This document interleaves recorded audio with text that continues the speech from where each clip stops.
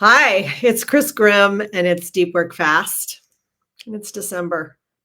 Don't know how that happened.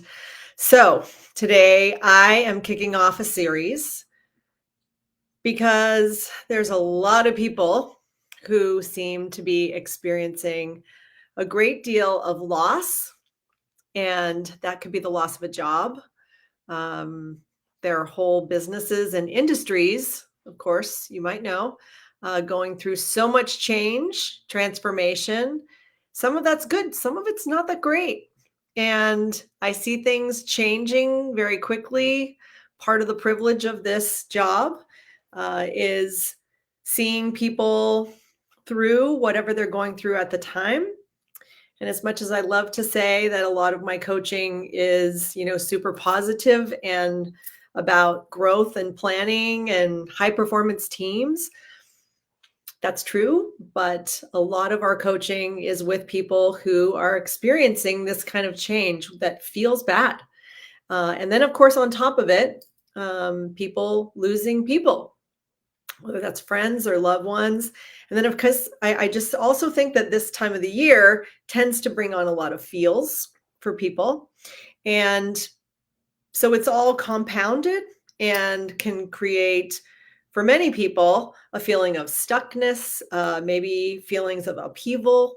If you've lost a job or you quit your job, this time of year can create for you some fear, right? Because we're spending a lot of money. On the holidays, on extra activities, maybe even vacation or something. So I just want to ground us for a minute and talk about this series because I published a blog yesterday. It is meaty. And my focus is helping you, whether you're in feelings of loss right now, or maybe you're on the backside of something, or maybe you're anticipating something, or maybe you're just around other people who are experiencing loss. I decided to give you 6 different methods, all of which on their own probably could have been their own blog, but instead I wrote one. I listed them for you so that you could see them almost as like an arsenal where with all these tools at your disposal, you can pick what you need when. And so for the next probably 3 or 4 weeks, I'm just going to focus on giving you those tools, talking about when and how to use them so that you can very intentionally accelerate yourself into a state of feeling like you're recovering, where you're getting hope, where you're shifting your energy on purpose, and maybe helping other people too. Although I want you to put your oxygen mask on first. So as you're reading it, as you're listening, I do want you to process for yourself. And then, like I said, you can, of course, refer the blog or these tools to other people. Or if you're a manager or a leader or a parent or a partner, you can use them with another person. Okay, let's jump right in. Like I said, oftentimes when we experience major loss, it would be normal to experience a few things. So I'm going to give them some language. And if you've never heard them before, you might want to make note of it, or like I said, grab the blog, because it's important that you are understanding what happens to all humans when they experience loss. Like I said, sometimes it can be an experience of what feels like upheaval, right? It's such a big loss to you, or it's a thing that has multiple losses that are related to it. I'll give you an example because I'm coaching a lot of people. And so a lot of companies have done layoffs recently, or reductions in force. That's what a RIF is. When that happens, people might get laid off, but that's not one thing, right? So the upheaval feelings, the untethered feelings, or the identity loss that comes with that is attached to multiple things related to that one, seemingly one thing, the layoff, right? It means, for many people, the compensation change, right? Like, I'm getting laid off, my pay's going to stop. So even if you're getting a package, the fear of when it's going to stop and not having something new is one piece of this. The other part is the identity attached to the title, attached to the company or the place, or your team or your role. So I want you to understand that if you're having all of these feelings, first of all, you're okay, and that would be normal. There's nothing wrong with you. And sometimes I have to spend time in coaching helping people understand that you're not broken, right? This is a normal reaction to something. So I just want you to know that. And if, like I said, you're a manager or a parent, a partner, and someone else is going through this stuff, I want you to understand that it's very, very real. And you cannot say to a person, get over it. That does not work. And I'm going to tell you why. So the goal should be to recover and heal what needs to be healed. I know that we're not used to using those words all the time. Sometimes women use them differently and more often than some men. I don't want to generalize because I think everybody's different. It depends on kind of how you grew up and what you learned in your home when loss occurred, right? So we watched that happen. And depending on how much loss you've experienced, you have patterns that you probably don't even know consciously around what it feels like when you have a real or perceived loss, which I want to talk about also, because sometimes we have very real, tangible loss. And then other times we're perceiving loss because we make meaning of a situation and we think we're losing maybe more than we are. Anyway, let's come back in here. So our goal is to help you recover by accelerating yourself through the phases that you are naturally going to experience when a loss occurs. Let me say that again. I want to help you recover faster, right? I want to help you recover from the worst, most intense feelings that you might be feeling that are creating that kind of upheaval feeling. And so that has with it some energy shift, but it also has some very tangible things and physical things you can do. So I'm going to ask Heather Mission Control to put up some slides for us because I want to remind you of something that you might know exists. It has two ways of looking at it. So a very long time ago, but still very relevant, there was a woman, a psychiatrist, a Swiss psychiatrist named Elizabeth Kubler-Ross. She has since passed. She was, really one of the creators of a model that is still used today in therapeutic practice, but also in coaching. And her book, I think the original was called Death and Dying. So Heather put the link in the chat. And what I'm showing you right now are actual images from the website so that if you click through later and capture this, or even now and capture it on another part of your browser, you will have this tool. Now, this is a tool that can be used in many ways. The first way I want you to use it is just to know that it exists. And because this was created for people who were experiencing death and dying, right? It really helps us understand first in a linear way, and then I'm going to show you in a more what we call spiral way of understanding the normal process that people go through, right? This is healthy. Might not always feel good, but it's healthy, friends. So you can see in the dying stages of dying model for the person who might be sick and then getting ready to transition, or you who might be a loved one or a friend. These are the stages that people go through. It starts over here on the left, if you see it, with shock, and then denial, and then anger and bargaining and depression. Sooner or later, getting to a part of acceptance, and then hopefully some hope is in there.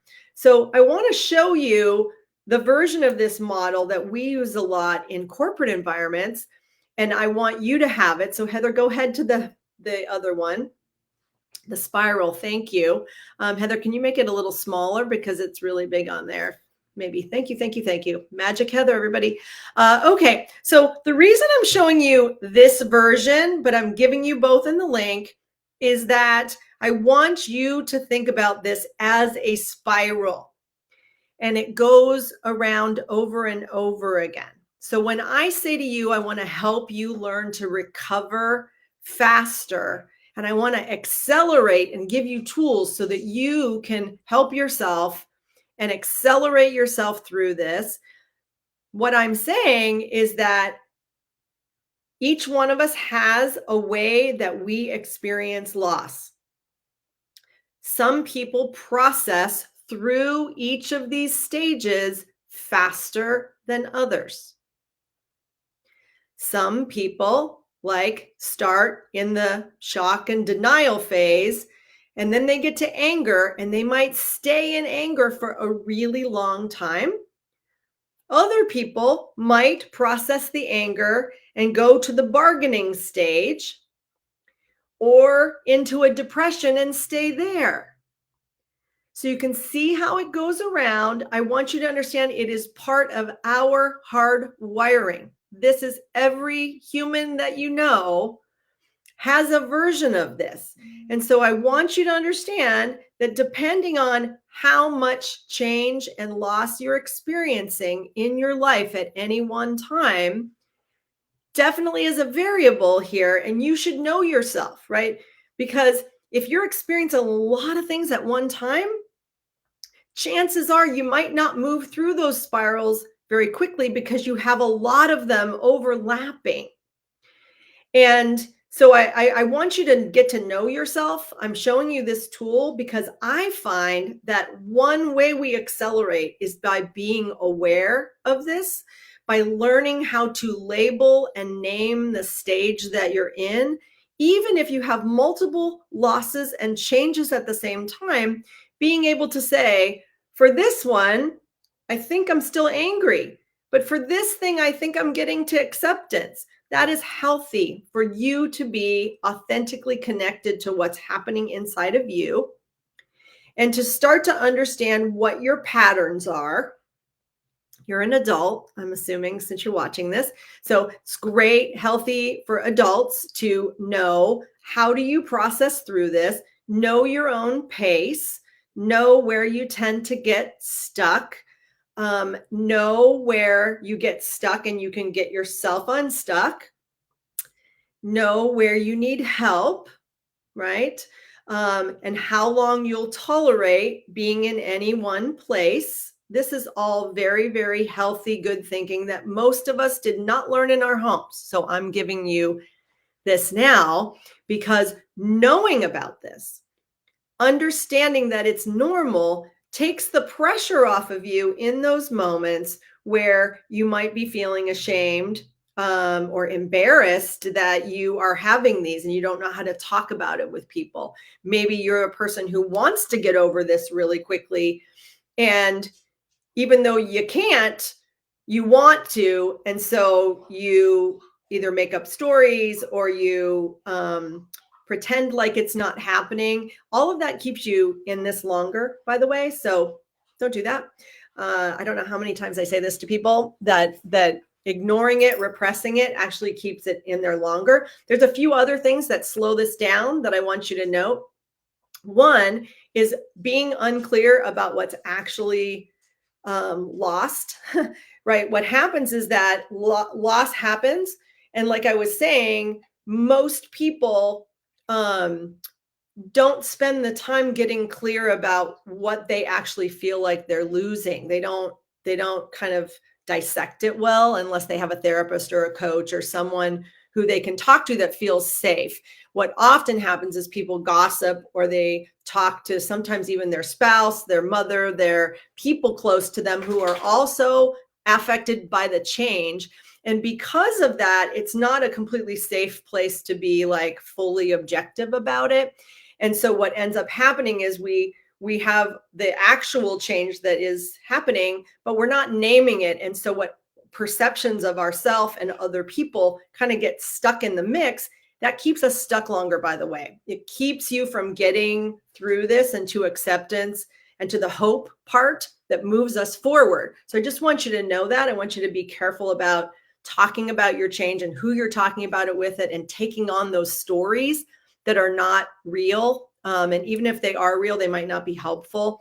The other thing I was going to say is I've met lots of people in 28 years doing this, and some people self-impose extra struggle and suffering on themselves by using coping mechanisms that keep you spiraling, right? One of which, and I know you guys are tired of me saying this, but it's very, very real, which is alcohol.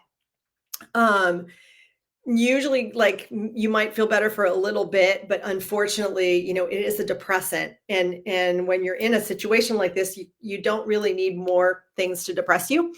So I want you to be super careful about that. And the last thing I want to introduce to you today, which is a tool that some people make fun of. So often this is called affirmations. Um, and I know for a lot of people who, maybe you see on Instagram people saying, I am worthy and I am good, and using affirmations. And for you, that feels silly. You don't want to do that. Also, there used to be some sketches on Saturday Night Live. I forget the character's name, but the person looked in the mirror and they would say all these good things to themselves to try and make them believe better about themselves.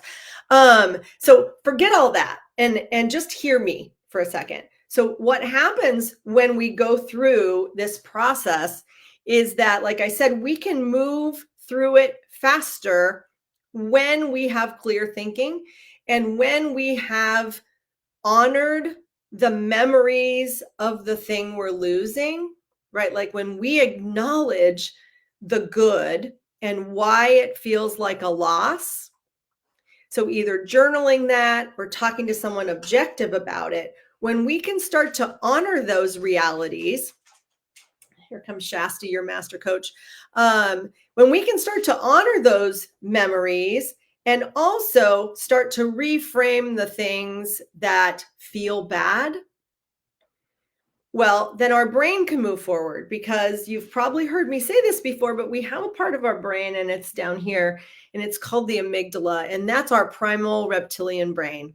And you've probably heard me say it, but if you haven't, let me remind you that the whole job of that thing is to protect us. So 24/7, that part of us is monitoring the environment for threats. And when we have loss that creates grief and sadness and anger and all of these emotions that you see here, that part of us wants us to get away from the bad. Right? We sometimes go into fight or flight mode and we panic because now, oh my God, this new reality feels bad to me and I've got to escape. And so what can happen is that part of our brain, I want you to understand, it does not know the difference between something that really happened in physical reality and something that you think. Let me say it again. This part of your brain does not know the difference between a real thing, like getting in a real car accident, or imagining a car accident. I'm not lying to you. You can look it up. The reptilian's brain is not made to do that. It's just made to react and keep us safe by triggering fight or flight and getting us out of situations that are bad. So if you're one of those people, and I know a lot of you, who tend to think negatively, who tend to be a person who goes to the bad and is always trying to either prevent bad things from happening, or you end up making decisions that get you in a cycle of more negativity or struggle or suffering, I just want you to know that part of your brain doesn't know what's real and what's not real.